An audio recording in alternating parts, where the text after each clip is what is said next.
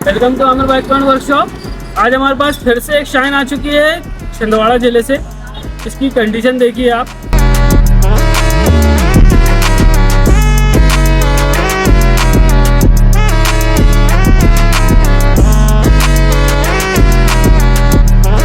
इसको बिल्कुल full restore करके हमको बिल्कुल नई बना के देना गाड़ी। और जिस किसी को भी अपनी गाड़ी रिस्टोर करवाना है वो हमारे पास आ सकता है। Aamir bike point workshop, Jabalpur road, new life line hospital के सामने, सिवनी।